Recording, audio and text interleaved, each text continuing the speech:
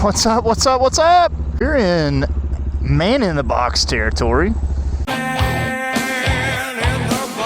Smoky Mountain Smoky. I ain't tripping. Smoky Mountains, Townsend, Tennessee. This is where the Smoky Mountain Crawl had its roots, went to Barber Smallbore, and now it's no more. And the great privilege I have today is riding this 2024 CF Moto Papio SS. Papio. For you guys that don't know, this is a redesigned, restyled mini bike from CF Moto. Oh, it's time to go already. So as we start diving deep into Smoky Mountain National Park territory, let's talk about the CF Moto. Let's talk about what it is. Boring specs, but I feel like they're very important. $32.99 MSRP. You've got some sort of $150 setup fee, but you know, that's going to be pretty much standard for any mini bike that you buy. What does $32.99 get you? Well, it gets you this amazing styling that is, it's beautiful. I love the retro cafe style inspired look.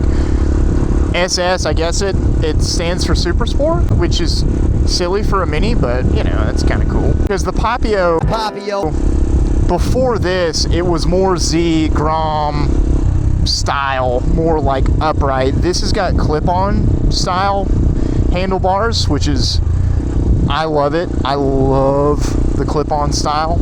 It's got this full fairing look, which is, again, I'm a sucker for it. I think it looks amazing. $32.99 also gets you a 126 cc vertical cylinder, air cooled, fuel injected, powered by Bosch. That is married up to a 6-speed transmission. A lot of haters are going to say it's not usable, there's no point. And when we get on to some open road, I will show you the practicality of it and the impracticality of it.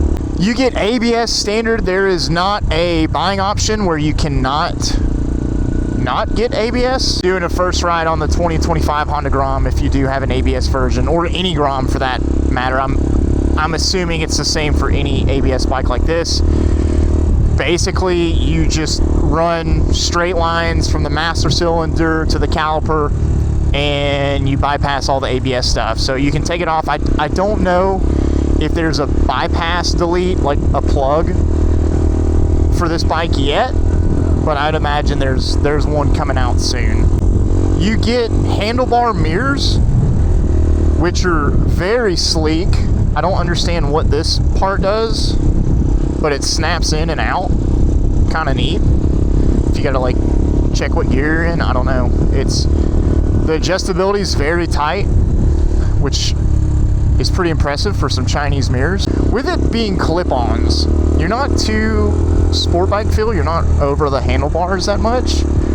The peg positioning is fairly mild. I don't want to say low, but it's very relaxed. You really, when you get on this bike and you just kind of connect all your pieces, it's very comfortable. You'd be hunched over and you wouldn't be that comfy, but you are. Spec wise, it has less braking power on paper than the Grom or Z125,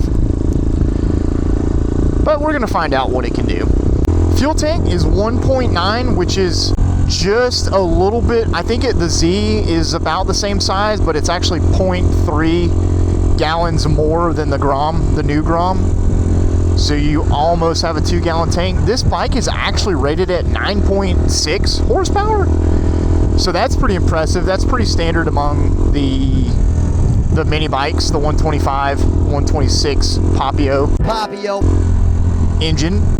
This bike does weigh 25 pounds more than both the Grom and the Z. The seat height is 30 inches, which you would really never know. This feels the same as both the Z and the Grom. I think one of my favorite features, modern features, is this cafe style headlight design. You get 2 horizontal side-by-side headlights. Like the Grom, it had the vertical stack.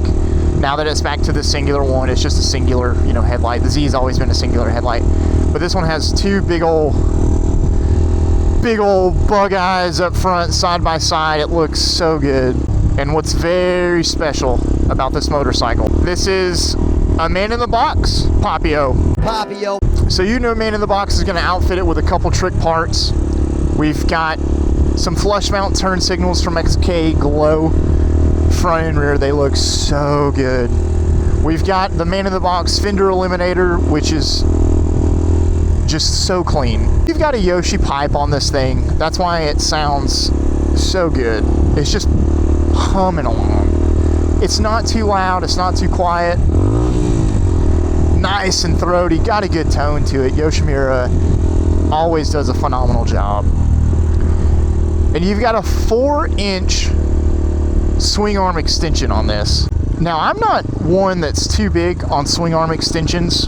I've never been a part of that fad. I always like nimble handling bikes, but as small as this bike is, it's actually really nice on the road because it doesn't feel like a big bike by any means, but it's not very twitchy. It's very just smooth.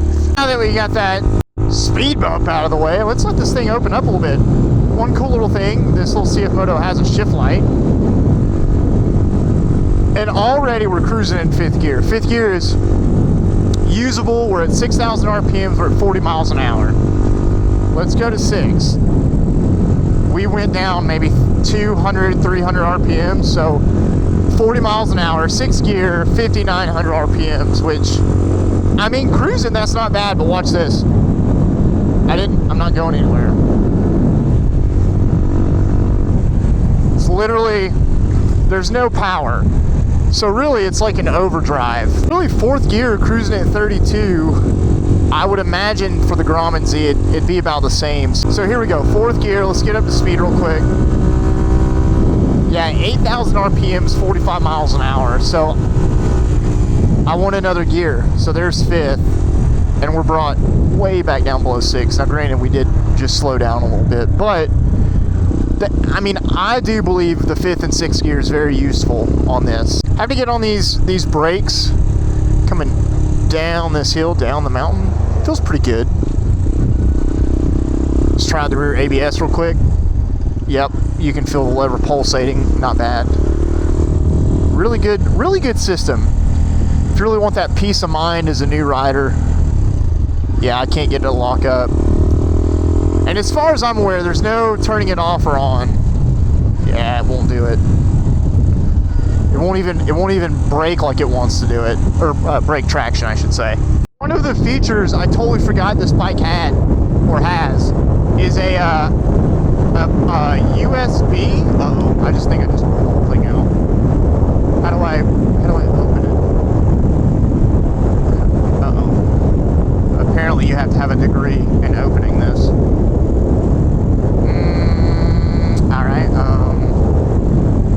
Well, guys, ladies, gentlemen, I don't think I can open it, but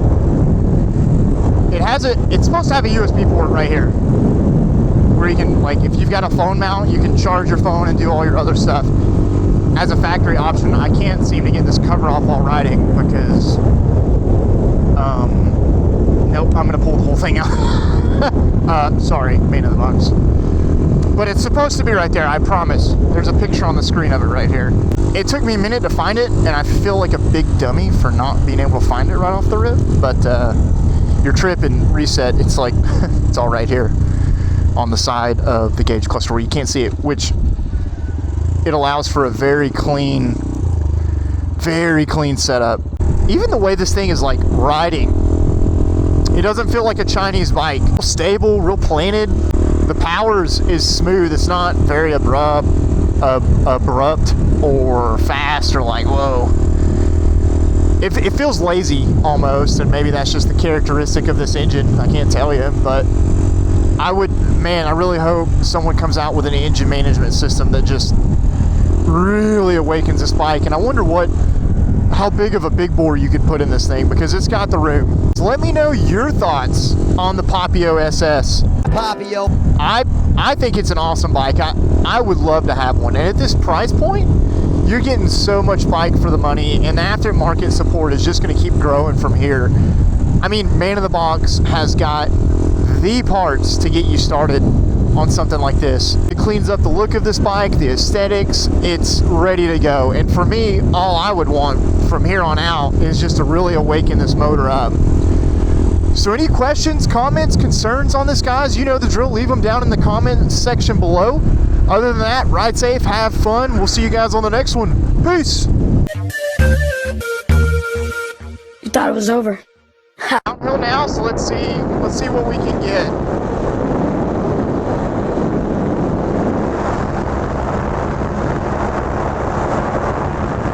I mean, I am as flat and low as I can get. 6 gear, almost 8,500 RPM, 65 miles an hour. To give you an idea, the Grom does 73, the Z does 67. And I can't get this thing up to redline. 69 is about where I got it. That's as much as this little bike will give me in its stock trim. Alright, 4th gear, I'm curious to know, 4th gear, redline, 56. So that's where most of your C125s, older school Groms will top out. 5th gear, topped out, 66, wow, 67. And 6th gear, we're 66. Full top, 67. Come on. That's all I got.